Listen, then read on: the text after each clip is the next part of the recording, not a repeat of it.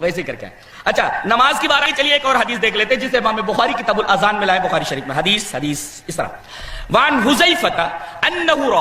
حذیفہ رضی اللہ تعالی عنہ انه راى رجلا لا يتم ركوعه ولا سجوده فلما قضى صلاته قال له حذیفہ ما صليت واحسبه قال لو مت على غير سنة محمد صلی اللہ علیہ وسلم رواه البخاری فی کتاب الاذان. حضرت امام بخاری سے حدیث پاک کو اسی کتاب الاذان کے اندر ہے. راوی نبی کریم صلی اللہ علیہ وسلم کے مشہور صحابی حضرت حذیفہ ابن یمان.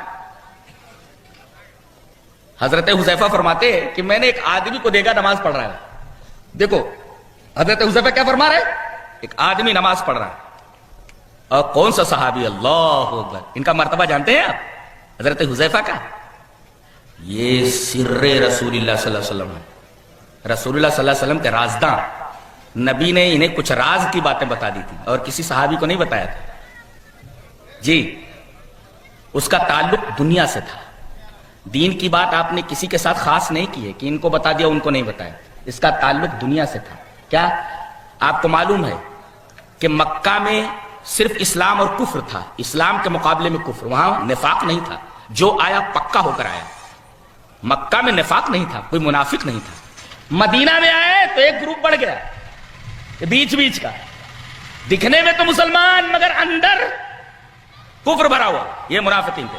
اور ان کا سرغنہ عبداللہ ابن ابی اور بیٹا صحابی عبداللہ. جب سورہ منافقون اتری تو نبی کریم صلی اللہ علیہ وسلم نے سب کے نام بتا دیے حضرت حذیفہ کو کہ دیکھو مدینہ میں اتنے منافقین ہیں, یہ نام ہے ان کا. بتا دیا نا.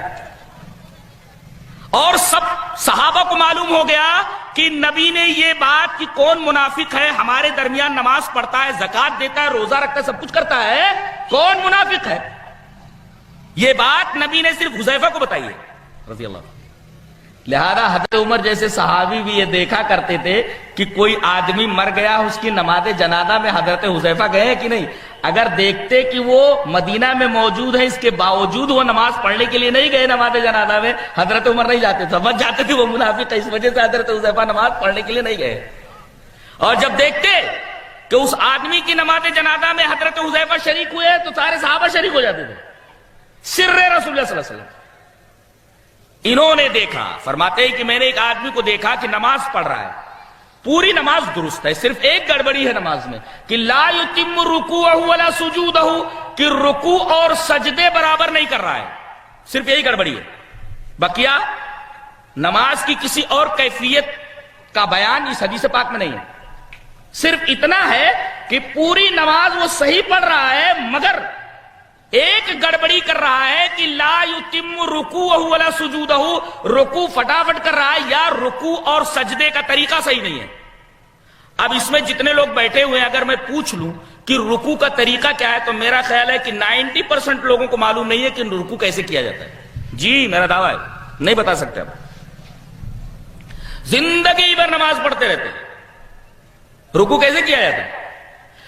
رکوع اس طرح کیا جاتا ہے کہ یہ انگلیاں فطری طور پر ایسے کھلی ہوئی ہوں, ایسے نہیں, ایسے جیسے آپ نے پنجے سے انگلیوں سے مضبوطی سے گھٹنے کو پکڑا ہوا ہے ایسے, اور پیر سیدھا ہونا چاہیے ایک دم پیچھے کی طرف, ایسے نہیں, پیر سیدھا ہونا چاہیے. یہ تو آپ نے پکڑ لیا گھٹنے کو, رکوع میں گیا.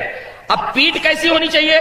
نبی اکرم صلی اللہ علیہ وسلم نے ارشاد فرمایا کہ پیٹھ اتنی سیدھی ہو, منڈی بالکل پیٹھ کے برابر ہو, اور پیٹھ ایسی سیدھی ہو کہ لو صب الماء علی ظہری لاستقر, کہ اگر پیٹھ کے اوپر پانی ڈال دیا جائے تو پانی رک جائے. یہ کیفیت ہے رکوع کی. کتنے لوگ اس طریقے کا رکوع کرتے ہیں, ایسے کھڑے رہتے تھے, گھوم جاتے, پیٹھ کہیں چلی جاتی ہے, منڈی کہیں چلی جاتی ہے, زندگی بھر صحیح سے رکوع نہیں کرتا ہے نماز پڑھنے والا. تو یہ آدمی رکوع اور سجدے برابر نہیں کر رہا تھا. جب نماز ختم کر چکا, فلما قضى صلاتہ, جب یہ اپنی نماز ختم کر چکا تو حضرت نے بلایا, ادھر آؤ. کیا کر رہے تھے؟ بولے نماز پڑھ رہا تھا. بولے ما صلیت, تو نے نماز نہیں پڑھی. ڈائریکٹ نماز ہی کا انکار کر دیا. کہا کہ تو نے نماز پڑھی ہی نہیں. اور آپ نے پوچھا یہ نماز یہ اس طریقے سے کتنے دنوں سے پڑھ رہا ہے؟ کہا بہت دنوں سے. کہا کہ لو مت علی غیر سنت محمد صلی اللہ علیہ وسلم، اگر تو ایسی نماز پڑھتے ہوئے مر گیا تو کم سے کم تیری موت سنت محمد پر تو نہیں ہوگی صلی اللہ علیہ وسلم۔ لو مت علی غیر سنت محمد صلی اللہ علیہ وسلم، سنت محمد صلی اللہ علیہ وسلم کے اوپر تیری یہ نماز نہیں ہوگی۔ ثابت یہ ہوا کہ عبادت کس کی؟ عبادت صرف اللہ کی۔ عبادت کیسی؟ عبادت محمد جیسی صلی اللہ علیہ وسلم، جیسا کہ نبی کریم صلی اللہ علیہ وسلم نے بتایا ہے۔